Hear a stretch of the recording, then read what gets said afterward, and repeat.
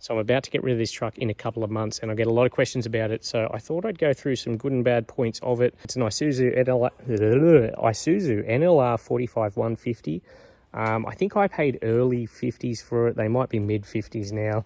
It's got a 3-meter tray on it.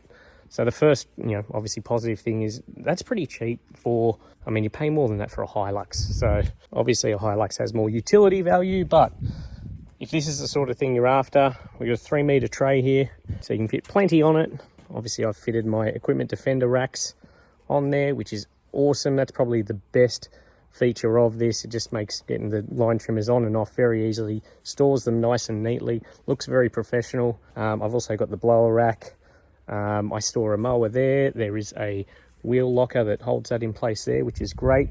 Stores a 32-inch pretty easily with the ramps. Ideally, I would say get yourself fabricated some sort of fold down ramp, because it's going to save you a lot of time and you're going to have more tray space.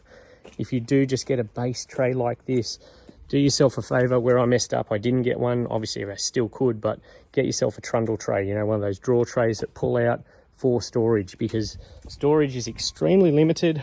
Well, I've got a couple of toolboxes either side there which store some little bits and pieces, but storing stuff in the cab, it's just not practical. It just ends up filthy. There's not a lot of space in there. So my best advice would be to get a trundle tray. But yeah, the main positives are cost, the amount of stuff you can fit on, and it looks professional. Another part of cost though is servicing. I just picked this up from its first minor service, which was the best part of $1,000. What do you got, $900 there? So as far as servicing for minor services goes, that's at the dealer. You make your mind up whether you think that's cheap or expensive. You don't need a truck license to drive these things, which is great. Now this version is quite skinny, so it fits in car spots perfectly. It's also not that long and not that high. I have a high garage door and I can fit it in there, which I'm very lucky. It wouldn't fit in a standard garage, but they are reasonably low. So pretty compact, but you've still got space.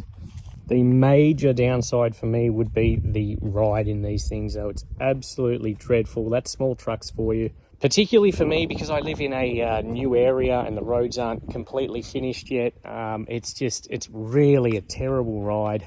I'm sure you could upgrade the suspension. There'd be some aftermarket options for you, but I never think you're going to get to a point where it's going to be a really comfortable ride. But it is a work truck.